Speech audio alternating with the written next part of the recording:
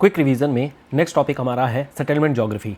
Settlement geography में सबसे पहले देख लेते हैं कि हमारे कौन कौन से ज्योग्राफर्स हैं, उनके क्या कंट्रीब्यूशन है। ये आप रट्टा मार लेंगे तो फिर आगे आसान हो जाएगा। जैसे स्ट्रैबो को फादर ऑफ सेटलमेंट ज्योग्राफी कहा जाता है। स्लूटर, ऑटो स्लूटर, जिनके बारे में हम लोगों ने कल्चरल ज्योग्राफी में भी बात किया हुआ था, इन्हें father of modern settlement geography कहा जाता है। इसके अलावा पैट्रिक गेडिस, नाम याद रखना है, पॉलिटिकल ज्योग्राफर भी है ये। इन्होंने सिटी इन इवोल्यूशन एक बुक लिखी थी जिसमें इन्होंने ब्रिटिश सेटलमेंट के बारे में बात किया हुआ था। इसके अलावा टर्म ऑफ कनर्वेशन, जो कंटिन्यूअस अर्बनाइजेशन है या मेगा सिटी जो वर्ड है, इन्होंने ही दिया हुआ था, पैट्रिक गेडिस ने दिया था। इन्होंने 6 स्टेजेस ऑफ सिटी डेवलपमेंट के बारे में भी बात किया हुआ था। पीटर हैगेट, इन्होंने location analysis in human geography लिखी थी। इन्होंने नोडल पॉइंट ऑफ सेटलमेंट के बारे में बात किया हुआ था। जिस्ट एंड हार्वर्ड ने अर्बन सोसाइटी यानी अर्बनाइजेशन के बारे में बात किया हुआ है। डिकिंसन ने सीबीडी और beyond the CBD that is zone of deterioration के बारे में बात किया हुआ है, यानी कि जो सिटी रीजन होगा वो अपने आप में एक लाइव होगा, जिंदा होगा, उसके बाद में जितनी भी चीज़ें होंगी वो डिटेरियोरेटेड यानी खराब या फिर मृत समान होंगी। इसके अलावा अर्बन फ्रिंज का जब भी जिक्र आपको करना होगा वहाँ पर आप स्मिथ, वेहरवन और सॉल्टर का नाम लिखेंगे। स्मेल्स ने इंडियन सिटी की मॉर्फोलॉजी को डिस्कस किया था। गॉटमैन ने, जीन गॉटमैन पूरा नाम है इनका, मेगालोपोलिस के बारे में बात किया हुआ था। मर्फी एंड वॉन्स ने सीबीडी टर्म को कॉइन किया था। अगर हम रूरल सेटलमेंट को देखें तो क्लस्टर्ड, एग्लोमरेटेड, न्यूक्लिएटेड एंड कंसंट्रेटेड अलग अलग तरीके की देखने को मिल जाती है और clustered Vidal de la Blache ने बोला था। Similarly nucleated Finch and Trewartha ने बोला हुआ था। इसके अलावा कॉन्सेंट्रेटेड ब्रिंच ने बोला हुआ है। अब यहाँ पर कुछ मॉडल्स वगैरह हैं जिनके बारे में हम लोग क्विक रिवीजन एक बार कर लेते हैं। जैसे प्राइमेट सिटी। प्राइमेट सिटी का कंसेप्ट 1939 में मार्क जेफरसन के द्वारा दिया गया था। इन्होंने बोला था कि जो भी कोई भी कंट्री है उसमें एक डोमिनेंट सिटी होती है। नॉर्मली जो डोमिनेंट सिटी होती है वो वहाँ की कैपिटल ही होती है, नॉर्मली ऐसा देखा गया। इन्होंने 51 कंट्री को एनालाइज किया था, उसमें से 46 में ऐसा देखने को मिला था जिसे एक प्राइमेट सिटी बोला जा रहा था। हालांकि इसमें कई सारी खामियां थी, कई सारे कंट्रीज थी जहां पर ऐसा डोमिनेंट सिटी एक सिंगल सिटी के तौर पे नहीं देखने को मिल रहा था और इसी वजह से लिंस्की ने फिर अल्टीमेटली अपना एक नया मॉडल दिया हुआ था as part of modification of Mark Jefferson. तो लिंस्की के मॉडल में यहाँ पर इन्होंने 5 पैरामीटर के बारे में बात की है कि ऐसे कंट्रीज जहाँ पर कॉलोनियल हिस्ट्री होगी, हाई पॉपुलेशन ग्रोथ होगी, हाई पॉपुलेशन प्रेशर होगा, एग्रीकल्चरल बेस्ड इकोनॉमी होगी या फिर स्मॉल टेरिटोरियल एक्सटेंट होगा, वहाँ पर हमें प्राइमेट सिटी को देखने को मिल जाएगा। और इस तरीके से वो कंट्रीज़ जहाँ जहाँ पर भी हमें प्राइमेट सिटी या फिर एक डोमिनेंट सिटी नहीं देखने को मिल रही थी, वहाँ पर भी हमें इस क्लासिफिकेशन के बेसिस पर हमें प्राइमेट सिटी का एक आइडिया देखने को मिल गया था। अभी जो प्राइमेट सिटी होती है ये कैसे बनी, क्या डेवलपमेंट है, इसके पीछे मार्क जेफरसन ने अपना कोई भी रीजनिंग नहीं दिया था, लेकिन इसे हम लोग देख सकते हैं with respect to the idea of Gunnar Myrdal. Gunnar Myrdal का जो आइडिया है ये आइडिया प्राइमरली एग्लोमरेशन पर बेस्ड है और ये जो एग्लोमरेशन है अल्टीमेटली एक प्राइमेट सिटी यानी एक डोमिनेंट सिटी को जन्म देती है। अगर हम इसकी डिज़ायरेबिलिटी के बारे में बात करें तो इसका मेन जो डिज़ायरेबिलिटी है वो है इसकी इकोनॉमिक इंपॉर्टेंस को लेकर के। अगला जो थ्योरी है वो है रैंक साइज रूल को लेकर के। रैंक साइज रूल जिफ के द्वारा दिया गया था। ये एक लॉगरिदमिक कर्व है और लॉगरिदमिक कर्व होने की वजह से इसे एक हाइपरबोलिक कर्व के तौर पर भी हम लोग इसको एनालाइज कर सकते हैं, इसको हम लोग देख सकते हैं। इसका जो कर्व होता है हमें कुछ इस तरीके से देखने को मिल जाता है। तो this is something like this, जहाँ पर एक जगह पर हमें प्राइमेट सिटी के तरीके से डोमिनेंट सिटी मिलती है, फिर हाफ हो जाती है और फिर उसके बाद से छोटी छोटी कई सारी प्राइमेट सिटी देखने को हमें मिल जाती है, जैसा कि लिंस्की ने कहा था। तो एक हाइपरबोलिक कर्व के तौर पे होता है और ये एक लॉगरिदमिक कर्व भी होता है। तो आप कभी भी आपसे पूछा जाएगा कि अर्बनाइजेशन जो है वो एक एक्सपोनेंशियल कर्व है तो आप बिल्कुल इसी रैंक साइज रूल का ही मेंशन करेंगे। तो जहां पर भी एक्सपोनेंशियल टर्म लिख दिया गया क्वेश्चन में या फिर लॉगरिदमिक टर्म लिख दिया गया तो वहां पर आपको इसी रैंक साइज रूल का ही मेन मेंशन करना है। अभी जो रैंक साइज रूल है this is more close to Christaller का आइडिया। कैसे है वो हम लोग आगे देखते हैं। आखिर में क्यों, ये क्या रीज़न है इसके पीछे का डेवलपमेंट का। अब हमें पता है क्यूमुलेटिव कॉजेशन ऑफ जो गुरनार मिडल है यहाँ पर एग्लोमरेशन होती है। इस एग्लोमरेशन के बेसिस पर अल्टीमेटली एक बड़ी मार्केट भी बन सकती है और छोटी छोटी मार्केट भी बनती रहती है। तो एक छोटा एरिया टाउन एरिया के फॉर्मेट में एक मार्केट डेवलप हो जाती है और वहाँ पर एक प्राइमेट सिटी या फिर बोल सकते हैं छोटी सिटी के फॉर्मेट में चीज़ें देखने को मिल जाती है और यही चीज़ हमें रैंक साइज रूल के फॉर्मेट में देखने को मिल जाता है। नेक्स्ट थ्योरी हमारी सेंटर प्लेस थ्योरी, जो कि हमारे क्रिस्टॉलर साहब के द्वारा दी गई थी। ये जो क्रिस्टॉलर की थ्योरी है इसे लोकेशन बेस्ड लोकेशनल मॉडल जो क्वांटिटेटिव रिवोल्यूशन के दौरान में डेवलप हुए थे उसके थ्रू हम लोग देख सकते हैं तीन मेन मॉडल्स हैं जो लोकेशनल मॉडल या फिर क्वांटिटेटिव रिवोल्यूशन में डेवलप किए गए थे। एक हमारा सेंट्रल प्लेस थ्योरी जो कि क्रिस्टॉलर के द्वारा दिया गया था, सिमिलरली इसी तरीके से वॉन थ्यूनन की थ्योरी है, और फिर लास्ट में एक वेबर की भी थ्योरी आ जाती है जो कि इकोनॉमिक थ्योरीज हैं। सेंट्रल प्लेस थ्योरी जो क्रिस्टॉलर ने दी थी, यहाँ पर इन्होंने किस तरीके से एक सेंट्रल प्लेस डेवलप होगा उसके बारे में यहाँ पर इन्होंने बताया हुआ है। ये एक नॉर्मेटिव डिडक्टिव थ्योरी है और ये नॉर्मेटिव अजम्पशंस पर बेस्ड थ्योरीज हैं। अब जो नॉर्मेटिव अजम्पशंस हैं वो अगेन वही हैं जो हम लोगों ने लोकेशनल थ्योरी में डिस्कस किया हुआ था, जैसे कि जो मैन है रेशनल इकोनॉमिक मैन होगा, आइसोट्रोपिक सरफेस होगा, मैन को सारी इन्फॉर्मेशन नॉलेज होगी, इसके अलावा जो कॉस्ट होगी वो ट्रांसपोर्टेशन कॉस्ट ही होगी और हर जगह पर सेम होगी, एटसेट्रा एटसेट्रा। ये सारे अजम्पशंस यहाँ पर वही सेम कॉपी कर लिए गए हैं। अब यहाँ पर प्राइमरली क्रिस्टॉलर की एक थ्योरी होती है जिसके मॉडिफिकेशन के तौर पर ऑगस्ट लोश ने अपनी एक थ्योरी दे करके रखी हुई थी। क्रिस्टॉलर की थ्योरी को समझने के लिए कुछ छोटे छोटे यहाँ पर प्रिंसिपल्स हैं, जैसे प्रिंसिपल ऑफ सेंट्रलाइजेशन या फिर इसी को हम लोग बोल देते हैं सेंट्रलिटी। सेंट्रलाइजेशन का मतलब ये होता है कि एक सेंट्रिपिटल फोर्स लगेगा जो कि सेंटर की ओर में चीज़ों को खींच रहा होगा, यानी कि एक मार्केट होगी और ये मार्केट आसपास के लोगों को अपने आप में खींच रही होगी। हायरार्की होती है, हायरार्की का मतलब ये होता है कि एक एक लेवल वाइज डेवलपमेंट होगी। पहले हो सकता है स्टेट लेवल हो, तहसील लेवल हो, ब्लॉक लेवल हो, विलेज लेवल हो, तो इस तरीके से हमारे पास में हायरार्की होती है। कॉन्सेप्ट ऑफ सेंट्रल प्लेस का मतलब होता है कि बीच में सेंटर में एक हमारे पास में कोई एक मार्केट होगी जिसे हम सेंट्रल प्लेस बोलेंगे और ये एग्लोमरेशन के बेसिस पर ही डेवलप होता गया होगा। यहाँ पर सेंट्रल प्लेस के जो फंक्शंस होते हैं वो प्राइमरली इकोनॉमिक फंक्शंस ही होते हैं। सेंट्रलिटी का मतलब होता है कि कितनी दूरी तक की ये चीज़ों को अपने अंदर में कवर करके रखी हुई है, what is the economic means या इकोनॉमिक वैल्यू क्या है। कंप्लीमेंट्री एरिया का मतलब होता है कि कितने एरिया तक को ये कवर कर पा रही है, यानी कि अपनी इसकी एक थ्रेशोल्ड होगी, अपना एक रेंज होगा, अपना एक इसका हायरार्की डेवलप होकर के रखा रहा होगा। अब इस थ्रेशोल्ड, इस सेंट्रलिटी, इन सब चीज़ों को अलग अलग फॉर्मेट में यहाँ पर क्रिस्टॉलर ने एक्सप्लेन किया था। जैसे मार्केटिंग प्रिंसिपल के हिसाब से अगर यहाँ पर इन्होंने देखा, इन्होंने कहा किसी भी मार्केट को या किसी भी एरिया को अगर हमें लोकेट करना है, देखना है, तो हमें उसे हेक्सागन के फॉर्मेट में देखना चाहिए। तो हेक्सागन के फॉर्मेट में इन्होंने जो भी सिटीज़ हैं या जो भी यहाँ पर टाउन या जो भी एरिया है उसको इस तरीके से यहाँ पर इन्होंने ड्रॉ कर लिया। हर एक एज पर यहाँ पर हमें एक एक विलेज देखने को मिल जाता है और ये हर एक विलेज अपने आप में सेंट्रल प्लेस के फॉर्मेट में कवर होकर के रखा गया है। अब ये जो हमें कवरेज देखने को मिल जाती है, ये अलग अलग विलेज जैसे यहाँ पर कवर होकर के रखी हुई है, इसके इन्होंने सेंट्रल प्लेसेस को लिया और सेंट्रल प्लेसेस के फॉर्मेट में अल्टीमेटली यहाँ पर इन्होंने हर चीज़ को देख लिया। तो ये सेंट्रल प्लेस इस तरीके से जब हम लोग यहाँ पर कैलकुलेट करते हैं तो हमें यहाँ पर देखने को मिलता है कि हर एक पार्ट का 1/3 कवर हुआ है और साथ में बीच का एक सेंटर पार्ट कवर हो गया और इस तरीके से जो के की वैल्यू होती है वो 3 आ जाती है। सिमिलरली इसी तरीके से जब हम ट्रांसपोर्टेशन के बारे में देखते हैं तो ट्रांसपोर्टेशन को लेकर के भी सेम इसी तरीके से इन्होंने हेक्सागन बनाया और हेक्सागन बनाने के बाद में यहाँ पर इन्होंने सभी के जो भी सेंट्रलिटी है, यानी सभी के जो भी सेंट्रलिटी, जो भी इसके कॉम्प्लीमेंट्री एरियाज़ हैं, उन सभी को इन्होंने ड्रॉ किया और ड्रॉ करने के बाद में फिर से यहाँ पर इनको कट डाउन किया और कट डाउन करने के बाद में यहाँ पर सभी को देखा गया कि कैसे कैसे हम लोग चीज़ों को निकाल सकते हैं। तो निकालने के बाद में यहाँ पर अल्टीमेटली जो के की वैल्यू है वो 4 देखने को मिल जाती है, यानी कि हर एक एरिया अपने आप में कवर्ड एरिया होगा। एडमिनिस्ट्रेटिव प्रिंसिपल के बेसिस पर यहाँ पर इन्होंने जब देखा तो इन्होंने कहा कि देखो ऐसा है कि जो के की वैल्यू होनी चाहिए दिस वुड बी 7। यहाँ पर जो वैल्यू निकल करके आई थी वो 7 निकल करके आई थी। तो इस तरीके से इन्होंने पॉइंट बनाया और इस तरीके से यहाँ पर जो के की वैल्यू है वो 7 निकल करके आ जाती है और ये अपने आप में कवर्ड एरिया देखने को मिल जाता है।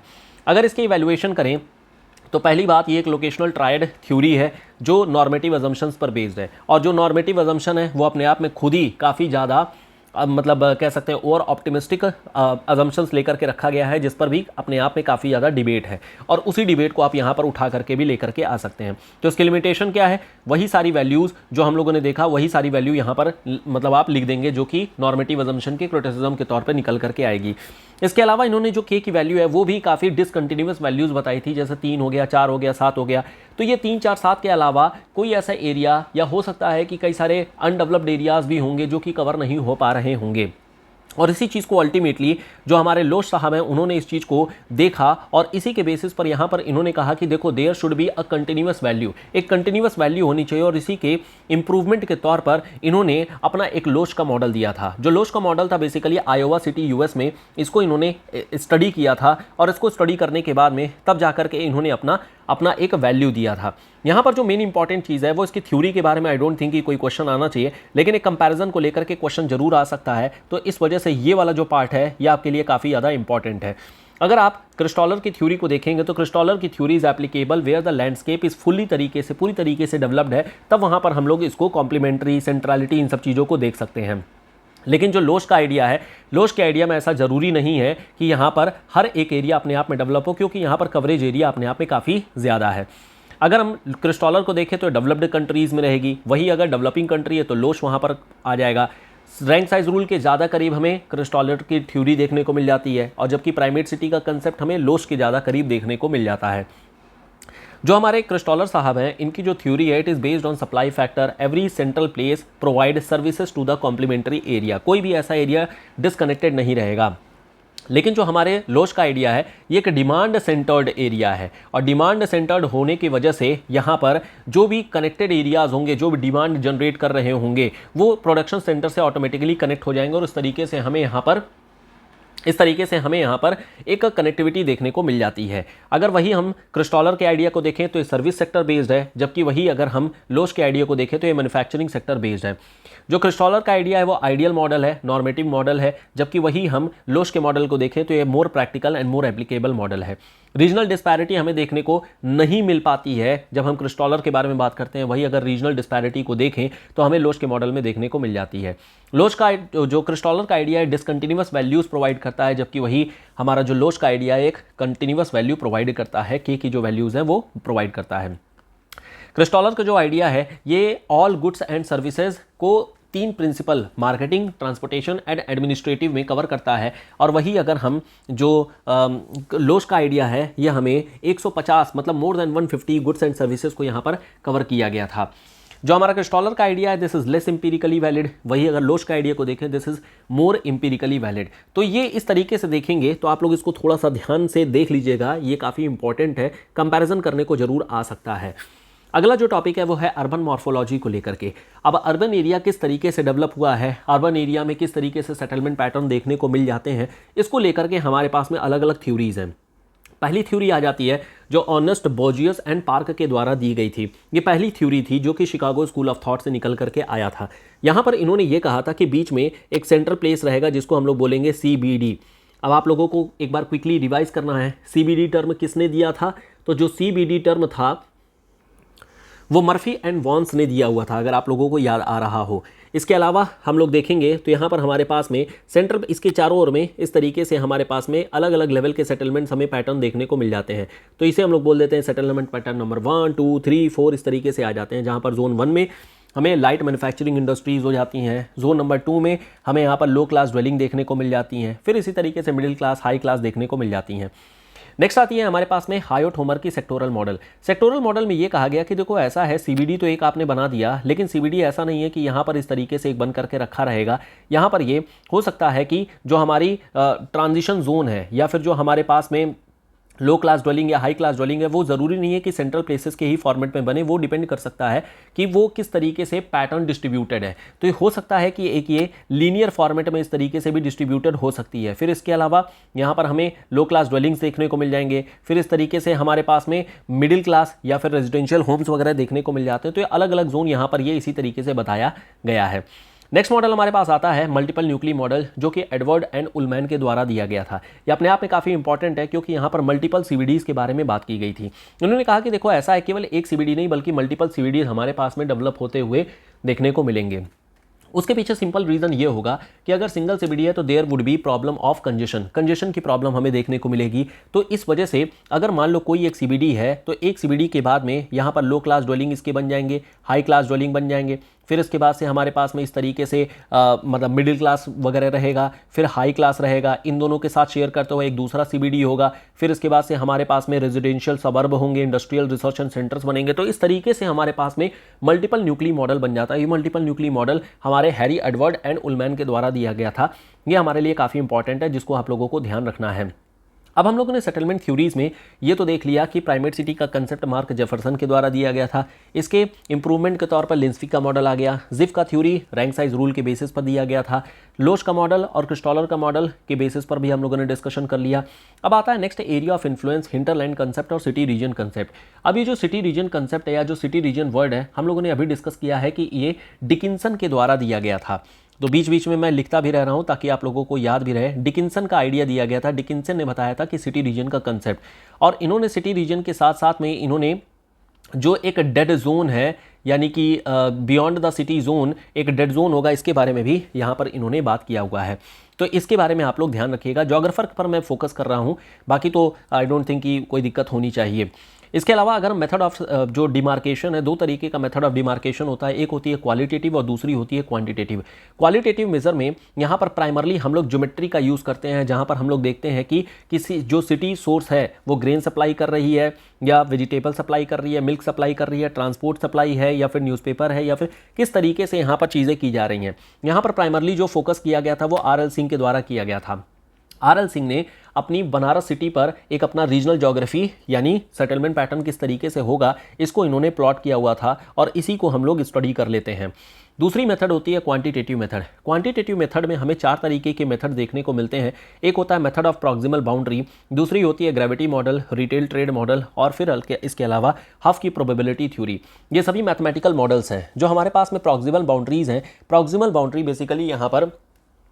बेसिकली यहाँ पर दो सिटी को इस तरीके से उसके जो परपेंडिकुलर बाइसेक्टर होता है उसके थ्रू यहाँ पर डिवाइड करती है, और इस तरीके से यहाँ पर एरिया ऑफ इन्फ्लुएंस यहाँ पर डेवलप हो जाता है। वहीं दूसरी ओर ग्रेविटी मॉडल के बारे में बात करें तो ग्रेविटी मॉडल यहाँ पर दिया गया था स्टीवर्ड के द्वारा, और ये ग्रेविटी प्रिंसिपल को फॉलो करता है। ग्रेविटी प्रिंसिपल का मतलब G इज इक्वल्स टू, मतलब यहाँ पर जो फोर्स होती है ये होती है G m1 m2 upon r square, और इस तरीके से यहाँ पर ये ग्रेविटी मॉडल काम करता है। तीसरी होती है रिटेल ट्रेड मॉडल। ये जो रिटेल ट्रेड मॉडल है ये रैली के द्वारा दिया गया था, और यहाँ पर इन्होंने किस तरीके से रिटेल ट्रेड हो रही है उस पर भी फोकस कर लिया था। This is also based on gravity principle, ये भी ग्रेविटी प्रिंसिपल पर ही बेस्ड था। इसके अलावा एक और हफ प्रोबेबिलिटी थ्योरी आ जाती है, और ये कंप्लीटली मैथमेटिकल मॉडल है जो कि प्रोबेबिलिटी थ्योरी पर बेस्ड है। एक थ्योरम होता है जिसको बोलते हैं बेस थ्योरम, इस बेस थ्योरम पर बेस्ड है। यहाँ पर लोगों का अपना एक साइकोलॉजी, लोगों की एक अर्ज भी होती है, क्या लोग यहाँ पर जाना पसंद करेंगे या नहीं करेंगे, यानी कि जो बिहेवियरल अप्रोच है, इस बिहेवियरल अप्रोच को भी इस प्रोबेबिलिटी थ्योरी में इंक्लूड किया गया था। नेक्स्ट आती है रूरबन अर्बन फ्रिंज को लेकर के। जो रूरबन अर्बन फ्रिंज है ये बेसिकली 3 लोगों के द्वारा दिया गया था। एक हो गए जैसे स्मिथ हो गए, इसके अलावा हमें वेहरवेन का नाम आ जाता है और सॉल्टर का नाम आ जाता है। तो दिस इज वेहरवेन जिनका नाम आपको याद रखना है, और एक साहब हो गए सॉल्टर नाम हो गए। तो रूरल अर्बन फ्रिंज का मतलब यही हो जाता है जहां पर रूरल एरिया का अपना एक इन्फ्लुएंस एरिया होता है और अर्बन एरिया का अपना एक इन्फ्लुएंस एरिया होता है। ये दोनों इन्फ्लुएंस एरिया कहीं ना कहीं अपने आप मतलब कहीं ना कहीं एक दूसरे को इस तरीके से कोइंसाइड करते हैं, और फिर अल्टीमेटली ये एक एरिया एक अलग ही तरीके से बिहेव करता है जिसे हम लोग रूरबन फ्रिंज के नाम से भी जानते हैं। ये जो रूरबन फ्रिंज होती है इसकी डेवलपमेंट और इसकी अलग अलग स्टेजेस होती हैं। जैसे ये प्रीडोमिनेंटली रूरल लैंड यूज़ पर डेवलप होता है। यहाँ पर एग्रीकल्चरल पैटर्न में हमें चेंज देखने को मिलता है, ऑक्यूपेशनल पैटर्न में चेंज देखने को मिलता है, अर्बन लैंड यूज़ में चेंज देखने को मिल जाता है, और इस तरीके से लास्ट में एक सब अर्ब ग्रोथ हमें देखने को मिल जाती है। और इस तरीके से अगर देखेंगे धीरे धीरे करके एक एग्रीकल्चर में इन्वॉल्व हुआ बंदा धीरे धीरे अपने आप को बदल करके एक अर्बनाइज्ड हो जाता है। एक और छोटे छोटे क्लासिफिकेशन है जैसे सैटेलाइट टाउन। सैटेलाइट टाउन का मतलब होता है कि ये एरिया अपने आप में खुद की हिस्टोरिकल या फिर किसी तरीके की इंपॉर्टेंस रखता है। ये हिस्टोरिकल हो सकता है, कल्चरल हो सकता है, या किसी भी तरीके से हो सकता है। जैसे एग्जाम्पल के तौर पे अगर बनारस के बारे में बात करें तो बनारस एक कल्चरल टाउन है। सिमिलरली इसी तरीके से आगरा देखें तो ये मॉन्यूमेंटल हिस्टोरिकल इंपॉर्टेंस है इसके साथ में। तो ये सब अपने आप में एक सैटेलाइट टाउन बना करके रखे होते हैं। एज सिटी का मतलब ये होता है, एज सिटी ये दिया गया था एक साहब थे जिनका नाम था जोएल गैरियो। इन्होंने अपनी एक बुक लिखी थी बेसिकली जिसका नाम था life in the new frontier. यहाँ पर इन्होंने एज सिटी के बारे में बात किया हुआ था। जब हम रूरबन फ्रिंज के बारे में बात करते हैं तो रूरबन फ्रिंज में जस्ट जो मतलब अर्बन एरिया के साथ में जो मतलब एडजेसेंट होता है इसको हम लोग बोल देते हैं दिस इज एज सिटी। ये अपने आप में पहले रूरल एरिया था लेकिन धीरे धीरे ये अपने आप को एज सिटी में डेवलप कर लेता है। एज सिटी के बाद में यहाँ पर फिर सब अर्ब डेवलप हो जाते हैं। ये सब अर्बनाइजेशन या सब अर्ब सिटी भी आप इसको बोल सकते हैं। तो as a city just beyond the, ये हमें देखने को मिल जाता है। नेक्स्ट आती है हमारे पास में अर्बन स्प्रॉल। अर्बन स्प्रॉल का भी जो कंसेप्ट है ये दिया गया था हमारे, जस्ट लाइक पैट्रिक गेडिस ने दिया हुआ है, सेम वैसे ही यहाँ पर हमें अर्बन स्प्रॉल का केस देखने को मिल जाता है। हालांकि अर्बन स्प्रॉल के केस को हम लोग आरूसो या फिर जो हमारे डिकिंसन हो गए, इनके आइडिया के तौर पे हम लोग इसको देख सकते हैं। अर्बन स्प्रॉल का सिंपल मीनिंग यही है कि अर्बन एरिया अपने आप को मतलब कि बढ़ाते रहता है, that is being called as urban sprawl. City classification को लेकर के हमारे पास में अलग अलग जोग्राफर ने अपना अलग अलग व्यू दिया हुआ है और ये हमारे लिए काफ़ी इंपॉर्टेंट है, तो इस वजह से इस टेबल को आप लोग थोड़ा सा याद कर लीजिएगा। यहाँ पर है हाउस्टन का स्कीम, ग्रिफिथ टेलर का स्कीम, लेविस मम्फोर्ड का स्कीम, जो कि टेक्नोलॉजी बेस्ड और सोशल डेवलपमेंट बेस्ड अलग अलग तरीके से दिया गया था। तो यहाँ पर हाउस्टन में न्यूक्लियर, फॉर्मेटिव और मॉडर्न था। ग्रिफिथ टेलर में इन्फेंट, जुवेनाइल, मैच्योर और सेनाइल है। टेक्नोलॉजी बेस्ड लेविस मम्फोर्ड में अगर बात करेंगे तो ईओटेक्निक, पैलियोटेक्निक, नियोटेक्निक एंड बायोटेक्निक आ जाते हैं। और सोशल डेवलपमेंट के हिसाब से eopolis, eopolis, polis, metropolis, megalopolis, tyrannopolis and necropolis ये आ जाते हैं। एक और क्लासिफिकेशन जो यहाँ पर आप लोग याद कर सकते हैं वो है ग्रिफिथ टेलर का। ग्रिफिथ टेलर का भी जो हमें क्लासिफिकेशन देखने को मिलता है वो सेम हमारे जैसे लेविस मम्फोर्ड ने दिया है, सेम वैसे ही हमें यहाँ पर देखने को मिल जाता है। तो ग्रिफिथ टेलर का जो आइडिया उसको आप लोग ध्यान से जरा देख लीजिएगा क्या हमारे पास में यहाँ पर चीज़ें आ रही हैं। नेक्स्ट आती है हमारी कन्वर्बेशन को लेकर के। कन्वर्बेशन का जो आइडिया है वो पैट्रिक गेडिस के द्वारा दिया गया था। तो कन्वर्बेशन का मतलब होता है कंटिन्यूअस अर्बनाइजेशन। जो कंटिन्यूअस अर्बनाइजेशन होती है ये हमें अलग अलग एरिया में with respect to the economic growth pole, growth centre, ये सब डेवलप होते हुए देखने को मिल जाती है। जैसे बोवाश, बोस्टन और Washington, San Francisco, Silicon Valley, Great जो हमारा लंदन है, या फिर मिडलैंड कन्वर्बेशन, टोहाइडो कन्वर्बेशन, टोकाइडो कन्वर्बेशन, ये सब हमें देखने को मिल जाता है। फंक्शनल क्लासिफिकेशन ऑफ सिटी में हमें अलग अलग तरीके के फंक्शंस देखने को मिल जाते हैं। ये जो फंक्शनल क्लासिफिकेशन ऑफ सिटी है ये अगेन स्मेल्स के द्वारा किया गया था, या इसके अलावा आप डिकिंसन के भी बोल सकते हैं। अलग अलग तरीके से हम लोग यहाँ पर देख सकते हैं, जैसे एडमिनिस्ट्रेटिव सिटी हो गई, कल्चरल सिटी हो गई, रिक्रिएशनल सिटी हो गई, डिफेंस सिटी हो गई, मैन्युफैक्चरिंग सिटी हो गई, या फिर ट्रांसपोर्ट सिटी हो गई। अर्बन मॉर्फोलॉजी में हम लोग देखें तो यहाँ पर इंटरनल स्ट्रक्चर अलग अलग तरीके से, चाहे वो हमें ज्योमेट्रिक पैटर्न के तौर पे भी देखने को मिल सकता है और मॉर्फोलॉजी के फॉर्मेट में भी देखने को मिल सकता है। मॉर्फोलॉजी के बारे में ऑलरेडी हम लोगों ने डिस्कस कर लिया, जो अर्नेस्ट बोर्जियस एंड पार्क का रूल था। इसके अलावा sectoral model of height Homer हो गया, या multiple nuclei model of Edward Ullman और एडवर्ड के बारे में हो गया। एक और मॉडल यहाँ पर आप चाहें तो याद कर सकते हैं, गैरिसन का एक मॉडल है जो कि फ्यूज्ड ग्रोथ के नाम से भी जाना जाता है। तो दिस इज फ्यूज्ड ग्रोथ, केवल नाम याद रखने के लिए आप यहाँ पर देख सकते हैं। तो दिस इज गैरिसन, इनका नाम केवल ध्यान रख सकते हैं। अब internal city of Indian context में बात करें तो वही प्राइमेट सिटी और वही सारी चीज़ों के बारे में यहाँ पर आप चाहे तो मेंशन कर सकते हैं यहाँ पर। नेक्स्ट हमारे पास आती है models of internal morphology of Indian city. Indian city में हमें 3 तरीके का मॉडल देखने को मिल जाता है। एक है बाजार मॉडल, दूसरा है पोर्ट सिटी मॉडल और तीसरा होता है हमें planned city model. Rural settlement के बारे में आते हैं तो रूरल सेटलमेंट का जो मेन आइडिया था वो अलग अलग लोगों के द्वारा दिया गया है, जैसे विडाल डे ला ब्लाश हो गए, ब्रून्स हो गए, या फिर आपके जो हमारे पास में फिंच एंड ट्रिवॉर्था हो गए, जिसके बारे में ऑलरेडी पहले वाले पार्ट में ही दिया गया था। अब यहाँ पर जो सेटलमेंट पैटर्न है वो हमें 2-3 तरीके का देखने को मिल जाता है। एक तो मॉर्फोलॉजी और दूसरा होता है जो हमें ज्योमेट्रिक पैटर्न के तौर पे देखने को मिल जाता है। ज्योमेट्रिक पैटर्न में rectangular, chequered board, herringbone, linear, arrow, nebular, तो ये वाले पार्ट आ जाते हैं। इसको आप लोग याद कर लीजिएगा इस वजह से क्योंकि एक आध क्वेश्चन इस पर आने के चांसेस हमेशा बने होते हैं। बाकी इसके अलावा इन्वायरमेंटल प्रॉब्लम क्या है वो आप लोग आराम से दिखा सकते हैं, इस पर मैं टाइम वेस्ट नहीं करना चाहता हूँ। अब सस्टेनेबल सिटी ऑफ जो हमारा सस्टेनेबल डेवलपमेंट है, सस्टेनेबल डेवलपमेंट में हम लोग यही बोल सकते हैं कि आज की डेट में हमें vertical development of the city करने की ज़रूरत है। वर्टिकल सिटी डेवलपमेंट की जा रही है, वर्टिकल ग्रोथ की जा रही है, इस पर हमें ज़्यादा फोकस करना है। छोटी मोटी चीज़ें और भी आ जाती हैं, जैसे functional classification of urban town को लेकर के ये PDF अपलोड ऑलरेडी की जा चुकी है, जिसको आप लोग देख सकते हैं। इसके बारे में हम लोगों ने डिस्कशन कर ही लिया था। आरूसो की क्लासिफिकेशन, आरूसो नाम जरा ध्यान रखिएगा, इन्होंने सबसे पहली क्लासिफिकेशन दी हुई थी फंक्शनल क्लासिफिकेशन को लेते हुए। इसके अलावा ग्रिफिथ टेलर की क्लासिफिकेशन अभी मैं जो बात कर ही रहा था, infant town, juvenile town, adolescent town, early mature town and mature town. इसके अलावा हैरिस की एक क्लासिफिकेशन आ जाती है जिसका केवल और केवल नाम याद रखना है। हावर्ड नेल्सन का आइडिया आ जाता है जिसका केवल और केवल आपको नाम ध्यान रखना है। फिर हमारे पास pattern and type of rural settlement आ जाती है। पैटर्न एंड टाइप में सिंपल है कि क्या क्या फैक्टर पहले यहाँ पर कंट्रीब्यूट करते हैं। तो nature of topography, local weather हो गया, क्वालिटी ऑफ सॉइल हो गया, nature of surface, subsurface, water, pattern of land holding, social organisation. फिर इसके अलावा जो टाइप्स हैं वो मॉर्फोलॉजी के अलग अलग फॉर्मेट में, कॉम्पैक्ट, सेमी कॉम्पैक्ट, डिस्पर्स्ड, और फिर जो हमारे ज्योमेट्रिकल पैटर्न है उसके फॉर्मेट में हमें देखने को यहाँ पर मिल जाता है। सेम इसी तरीके से अर्बन पैटर्न में भी हमें सारी चीज़ें देखने को मिल जाती हैं। ये सब आप लोगों को रट्टा मार लेना है, इसमें कुछ भी ऐसा डिस्कशन करने का पॉइंट नहीं है और ना तो कोई ऐसा चीज़ है जो आप लोगों को नहीं बताया गया है। अब अगर हम अर्बन फ्रिंज के बारे में बात करें, जो कि एक काफ़ी इंपॉर्टेंट टॉपिक है आपसे एग्जामिनेशन के लिए। अर्बन फ्रिंज के लिए ऑलरेडी हम लोगों ने डिस्कस किया हुआ था 3 नाम, एक हमारे स्मिथ का नाम हो गया, वेहरवन का हो गया और सॉल्टर का हो गया। कुछ और भी नाम यहाँ पर दिए गए हैं बट इतना भी ज़्यादा याद नहीं करना है। तो यहाँ पर केवल और केवल आप लोग जो अर्बन फ्रिंज का डेवलपमेंट है, जैसे पहले अर्ली यूसेज होगा जहाँ पर बर्जियस और वॉन थ्यूनन का आइडिया आप बता सकते हैं, फिर हमारी ट्रांजिशन होगी जहाँ डगलस मैकेंजी के बारे में आप बता सकते हैं, सब अर्बनाइजेशन होगी और यहीं से हमारा मेन स्प्रॉल का रीजन स्टार्ट हो जाता है, दैट इज स्मिथ और सॉल्टर वेहरवन का आइडिया हो गया। फिर इसके अलावा new urbanism and smart growth और फिर इन्वायरमेंटल प्लानिंग वगैरह वाली चीज़ें हमें देखने को मिल जाती हैं। तो ये सारा पार्ट था जो हम लोगों ने डिस्कशन किया अर्बन फ्रिंज को लेकर के। छोटा सा पार्ट यहाँ पर और भी है अमलैंड को लेकर के। अमलैंड का मतलब होता है एरिया ऑफ इन्फ्लुएंस को लेकर के। एरिया ऑफ इन्फ्लुएंस हमें क्या देखने को मिल रहा है, ज्योग्राफिकल रीजन किस तरीके से डेवलप हो रहे हैं इसको लेकर के। तो इन्फ्लुएंस एरिया में प्राइमरली हमें 2 लोगों का नाम याद रखना है, एक नॉर्दर्न और दूसरा कैंटर। इसके अलावा जो सिटी रीजन डिकिंसन ने मतलब डिस्कस किया हुआ था, वहाँ पर भी हमें स्फीयर ऑफ इन्फ्लुएंस एरिया के फॉर्मेट में चीज़ें देखने को मिल जाती हैं। इन्फ्लुएंस एरिया का सिंपल मीनिंग होता है कि कोई एक सिटी है उसका कितनी दूरी तक उसका जोन जा रहा है, दैट्स इट। और यही पार्ट हमें यहाँ पर मतलब अमलैंड के कंसेप्ट के तौर पे देखने को मिल जाता है। ये कंसेप्ट काफ़ी इंपॉर्टेंट है, इसलिए इसको थोड़ा सा ध्यान से देख लीजिएगा। अब यहाँ पर डायग्राम के फॉर्मेट में अगर देखें तो हर एक सिटी का अपना एक अमलैंड एरिया बनता है, जो कि जोन ऑफ कंपटीशन भी अलग अलग एरिया के इन्फ्लुएंस में आने की वजह से बन जाता है।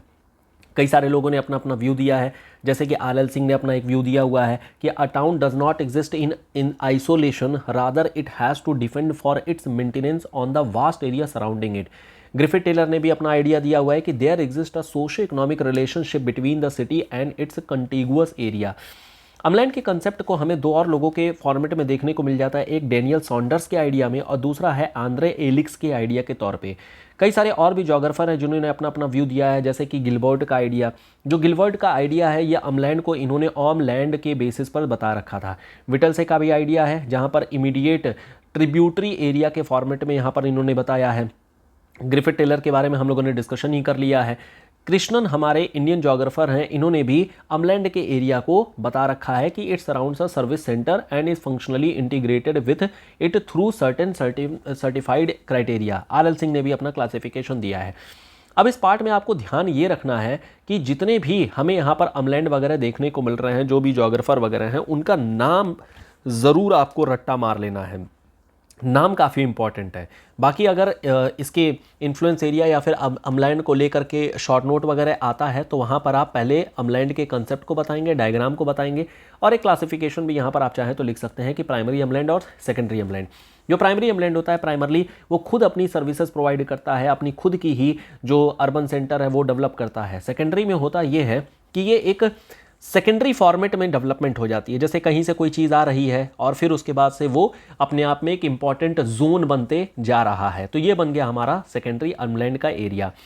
डिलिमिटेशन ऑफ अमलैंड एरिया भी 2 फॉर्मेट में हम लोग कर सकते हैं, एक क्वालिटेटिव मेजर और दूसरी होती है क्वांटिटेटिव मेजर को लेकर के। यहाँ पर भी हमारे डिकिंसन ने अपना आइडिया दिया था, हैरिस ने 12 एसेंशियल सर्विसेज को लेकर के क्लासिफिकेशन किया, RL सिंह ने किया है, VLS प्रकाश राव ने किया है और AB मुखर्जी ने किया हुआ है। बाकी क्वांटिटेटिव में तो वही हमारी जो पुरानी ग्रेविटी मॉडल है उसका हम लोग इस्तेमाल कर लेंगे। ग्रेविटी मॉडल जो कि रैली के द्वारा, ब्रेकिंग पॉइंट थ्योरी कान्वर्स के द्वारा, degree of urban influence area और इक्वल ग्रेविटी मॉडल को लेकर के। तो ये सब पार्ट आपको यहाँ पर दिखा देने हैं और इस तरीके से हमारा ये पूरा का पूरा जो अमलैंड वाला कंसेप्ट है और जो हमारा ये सेटलमेंट ज्योग्राफी का पार्ट है ये हमारा कंप्लीट हो जाता है। नेक्स्ट टॉपिक हम लोग डिस्कस करेंगे इकोनॉमिक ज्योग्राफी को लेकर के।